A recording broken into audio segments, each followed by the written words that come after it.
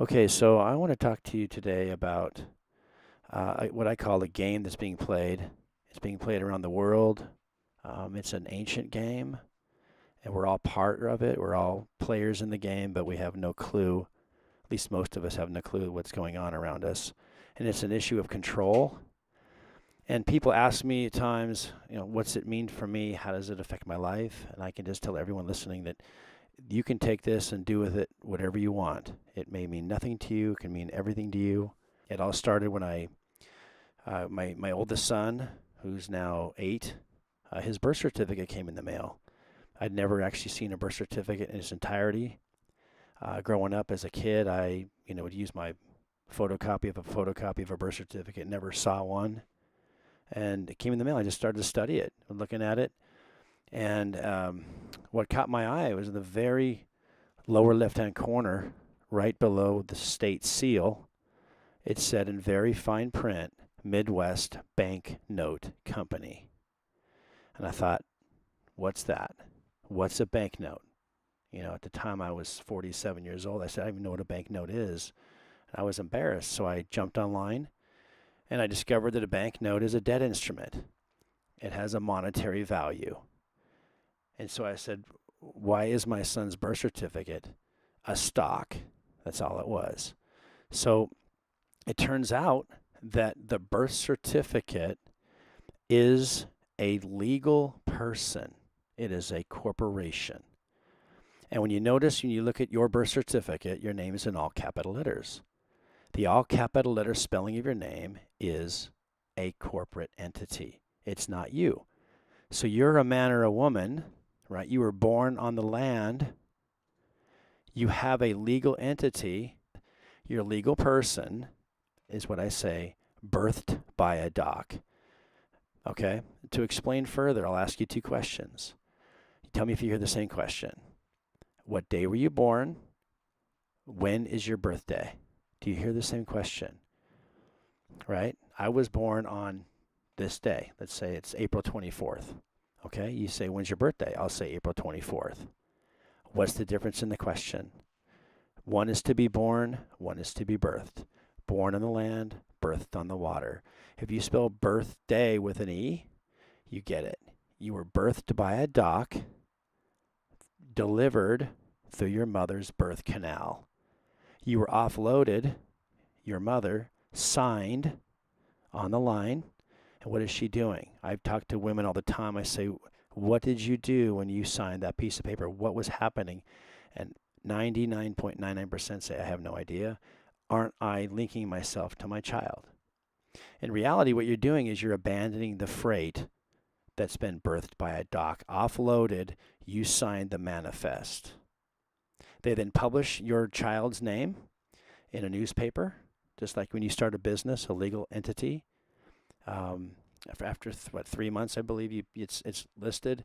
After the 5th month, it goes into abandonment. State of, in this my case, state of California takes legal ownership, and the legal person is created. And sure enough, I got my son's birth certificate about 5.5 months after he was born or birthed. So you have this legal person, okay? It's not you, but it's attached to you in every way. Now, my wife and I just had another child. My wife did sign again. Even though we've talked about it, it's okay.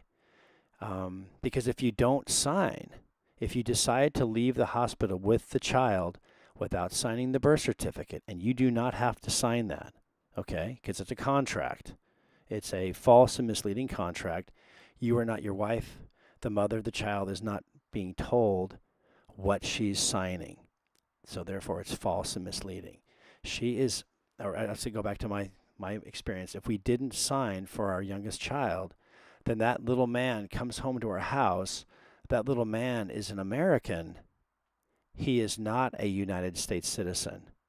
He does not have a United States citizen person attached to him. And as he grows, he cannot go to school. He cannot get a bank account. He cannot have a medical record. He cannot rent a car. He cannot own a home. He does not exist in the system. If he's walking down the street, let's say he's 14 years old, and an officer of the city of where he's residing pulls him over and says, "Young man, show me your papers. Who are you?" And he says, "I'm Billy Smith." And that's not good enough for the officer. He says, "Identify yourself. You're on private property." Now he can say, "Well, I'm an American. I'm free. I can be here. I can do what I want." In reality, that's not the case. And this is where the conflict happens. You are a man. You are a woman. You were born on the land. You have a legal entity that is subject to maritime jurisdiction. That maritime jurisdiction does not apply to you. It applies to your legal birth certificate person. And that maritime jurisdiction assumes you are guilty until proven innocent. So there is America, there is Wisconsin, and there's Green Bay. Okay? Conversely, there's United States, state of Wisconsin, city of Green Bay. America, Wisconsin, and Green Bay are 3 physical locations on the map that you can physically go to. You're within the limits of the city, or within the limits of the state, or within the limits of the country. America is not Canada. It's not Mexico. It is a physical location on the map, and it's a part of what we call North America. United States is not a physical location on the map. You cannot go to United States. You cannot go to state of Wisconsin. You cannot go to city of Green Bay. They are corporate entities. They are designated by the gold fringe flag. Whenever you see the gold fringe flag, you know you are not under the law of the land. You're under the corporate maritime jurisdiction. So you look at the current president, Donald Trump. What was his slogan? Make America great again. But what is he running for? The office of the president of the United States. 2 completely different things. He uses executive orders. Executive orders are not from the Constitution. Executive orders were created by Abraham Lincoln. Abraham Lincoln wrote the first executive order, Valentine's Day of 1862. There has never been a peace treaty to end the Civil War. The Civil War is still raging to this day. There's never been a peace treaty to end World War I or World War II, Vietnam, Afghanistan, Korea. They're all police actions. If you notice, again, sticking with the gold fringe flag, when Abraham Lincoln declared war on April 12th of 1861, he suspended the Constitution. And what did he do? He imported martial law, aka maritime law in many senses, where, in a sense of the word, where you're guilty until proven innocent. Okay? So he began to, rule with this in mind. He wrote Executive Order 001, Valentine's Day, 1862.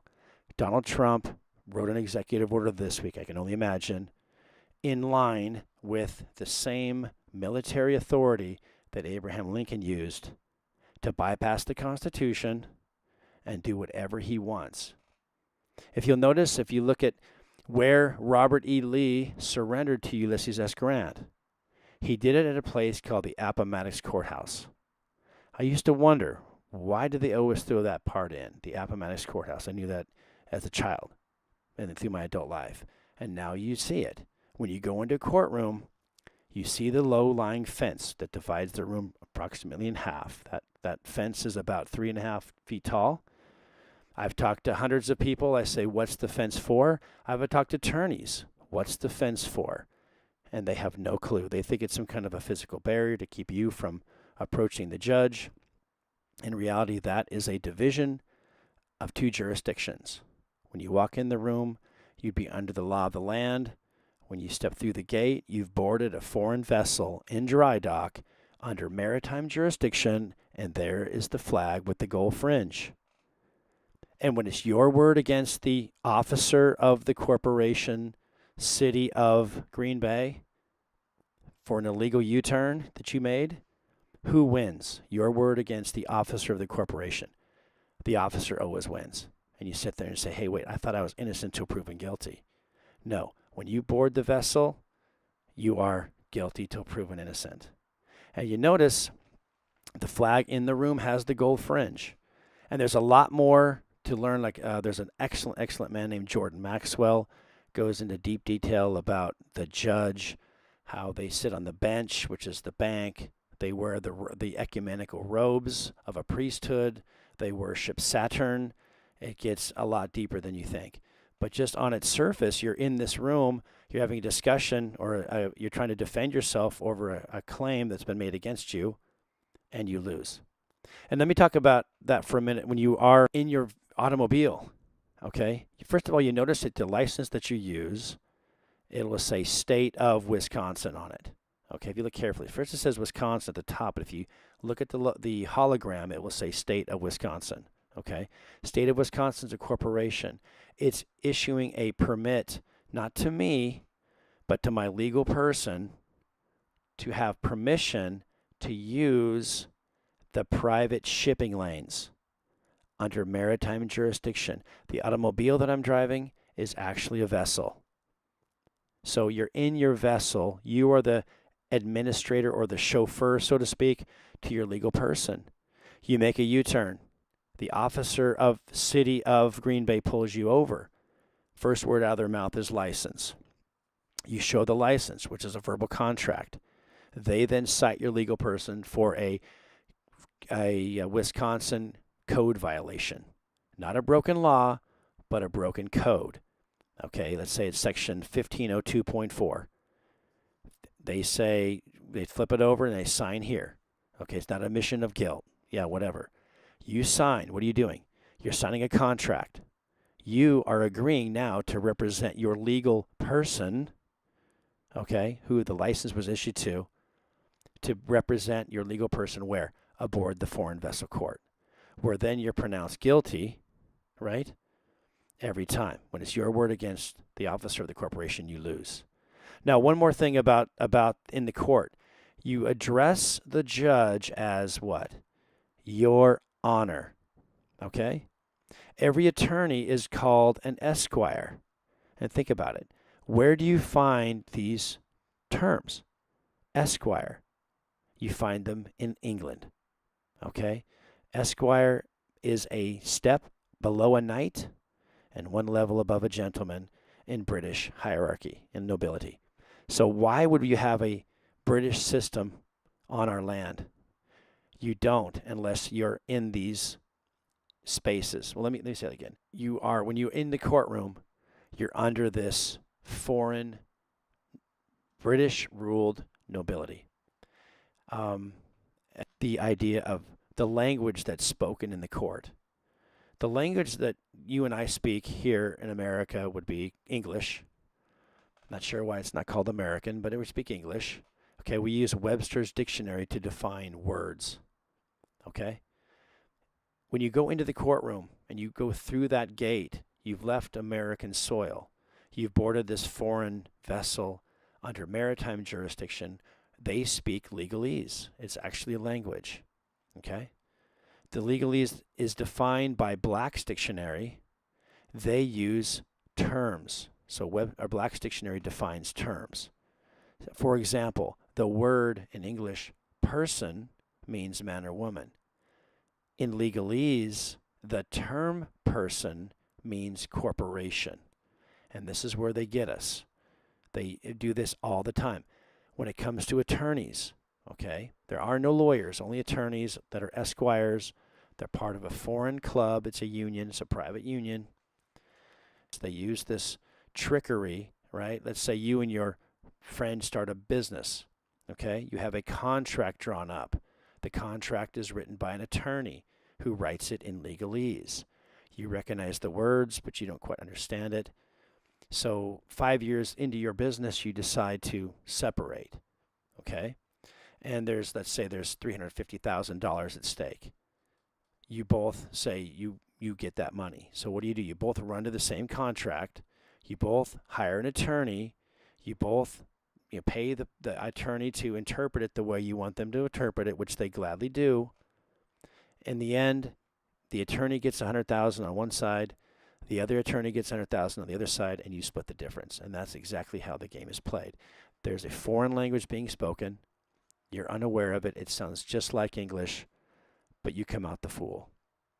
So going back to how it affects us in our daily life. Again, it's really up to you what you want to do with it.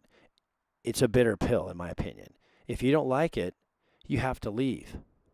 Okay? If you don't like the system, you have to leave because there's no other way. Your mother injected you into the system. Her mother injected her into the system ever since 1932 when the birth certificate was created. Again, spelled birth with an E. Okay? So there's no getting around it. Every single thing that you and I do deals with this legal person. You, as a man or woman, own nothing. You don't own your car. You don't own your house. You never will. If your mom and dad, or let's say you have purchased a home, you've paid off the 30-year mortgage, but you become ill, your wife can't pay the tax, what happens? They remove you from the home and sell it. Now, how is that possible? It's possible because the house was never in your name. It's only in the name of your legal person, who is subject to the jurisdiction of the corporation, the mother corporation. And that goes even further back to the Catholic Church. Okay, the Roman Catholic Church claims ownership of the world. So you don't own anything. Your children, if it let's say there's a vaccination. This is personally why I chased this thing down. Okay, my son's birth certificate was a banknote. What does that mean? That means that if they want to issue a vaccine to my children and I do not want to do it, and state of Wisconsin's at my door with an officer of the city of Green Bay preparing to take away my child, who has jurisdiction over my child? Me or state of Wisconsin? In reality, I have jurisdiction over my person. They have jurisdiction over the legal entity birth certificate. So the remedy, as I see it, would be to present the officer with a certified copy of my child's birth certificate. Unfortunately, the officer will not know what that means and probably attempt to use force to take my children, which is kidnapping. Okay? So this is the bitter pill. You as parents ultimately have control over your children. They were given to you by God. But you have this legal entity that's been attached to your children that unless you have it, your children cannot function within this corporate system called United States. So again, I share this with you, but that in a nutshell is how it works. And I will tell you, every church, every synagogue, you go to every school, every mayor's office, governor, police, fire, anything that has to do with city of or state of, licensing, you'll always find the gold fringe flag. If you go into a post office outside the building, it will say United States Post Office. You go into the building, you're immediately hit with United States Postal Service. And you say, well, it's the same thing, same difference. You go get your stamps, you go at your business, and out you go. If you notice in a larger post office in the town that I'm at, there is a door off to the left. It says Passport Service. You go through the door. What have you just done? You've left American soil. You've boarded a foreign vessel under maritime jurisdiction, and sure enough, there's the gold fringe flag. And what do you do there? You get your passport, which is really a port pass. Not to you, but to your legal person. So going back to my own children, if my wife does not sign the certificate of live birth, then the child comes home free on the land, but then the rest of we cannot leave the country because no port pass would be issued to my child. It'd be impossible to leave. So you see it all around you. It's like the Matrix. You can't escape it. It's everywhere. It controls our lives.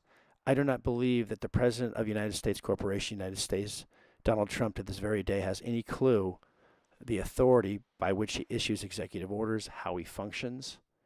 If you listen to political theater, you'll hear that he is confused. Senators are confused. The police are confused. No one seems to know how the game is played. But it's so simple. If you catch this, if you look for the gold fringe flag and you understand that that is symbolizing the maritime jurisdiction that does not pertain to you, but it pertains to your legal entity person, you'll see it, and it's everywhere. I'd like to talk real quick about the idea of a church, okay, or a synagogue, or even a mosque. I've never been to a mosque, but perhaps it's that way. Or it goes back to the Federal Reserve from 1914, this whole thing where pastors were talking about, or were talked into creating a corporate side. So you go to a church or a whatever, and you're asked to give a tithe or donation. So you give a donation, and you're issued a tax-deductible receipt, okay? So the tax-deductible receipt comes to you, all right, and the church takes that money, all right, and does it with what it will, perhaps business of the church or the building. But let's say, for example, there is a clash between the belief of the church and state of Wisconsin, okay? There's a conflict between what the church believes and their doctrine and what state of Wisconsin believes. State of Wisconsin can, if they don't like what the church or the synagogue is saying, do what? They can take away the tax-free status of that group, throwing them into financial chaos. Okay? So you notice in the church, there's the gold fringe flag. At the church where my mother attends, the pastor is a friend of mine, old friend. I've asked him, I've said, where did the gold fringe flag come from? How did it get here? And he says, I have no idea, no clue. I said, do you know what it means? He said, I have no clue. And that is how it is consistently. Everyone I talk to, and everyone who hears this video, if you talk to people, it'll be the same thing. They have no clue what the gold fringe is. And there are even people that deny it. They'll say, well, it's just it's a decorative flag, etc. But you watch. You'll never see the gold fringe flag planted or grounded outside. You never see it there. You'll see the military wear it because the United States military does not fight for America.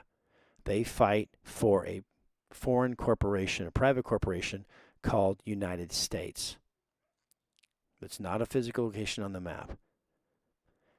If you notice any sporting event, the military is always carrying the gold fringe flag. They wear the gold fringe flag, but you'll never see it planted on the ground. And that is the jurisdiction that they are telling you they're under, which is guilty till proven innocent. When it comes to you driving in an automobile down the road, you think that you have freedom, that you're an American, that you have the right to use the roads as you see fit. In reality, it is a privilege not granted to you, the man or woman. It is a privilege granted to your legal person. Again, if your mother and father did not sign the certificate of live birth and you were never given a birth certificate person, you cannot get a license. You can't do it. You will not be permitted to use their private shipping lanes. You will not be given the ability to purchase a vessel. If you notice, you look at your the registration on your automobile, your name is in all capital letters. So the automobile is not registered to you, it's registered to your legal entity. Just the very word register, the root word is regis, which means king. You register something, you sign it over to them, they then give you permission or a permit to keep it. Okay, a very powerful thing has to do with gun ownership and the confusion about guns. I'll just say that you as a man or woman on the land have a right to defend yourself. You have a legal entity that is subject to the maritime jurisdiction of the Corporation United States that does not.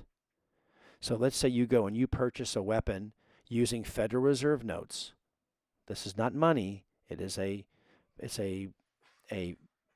bartering chip. Federal Reserve notes are promises to pay. Okay, it's a private corporate trading entity. So you purchase the weapon with Federal Reserve notes, funny money, and then you register the weapon. You register the weapon not in your name in the name of your legal person. You look at the documents showing that the weapon's been registered, your name is in all capital letters. So you've given it over to them. They've then taken ownership of it and then give it back to you to say you can use it until further notice.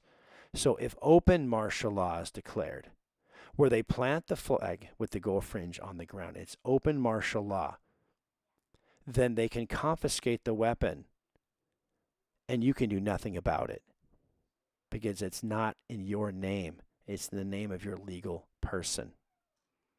When you listen to the political theater, you listen to people saying, I have the right to bear arms. You do, but your legal person doesn't. And this is where there's massive confusion.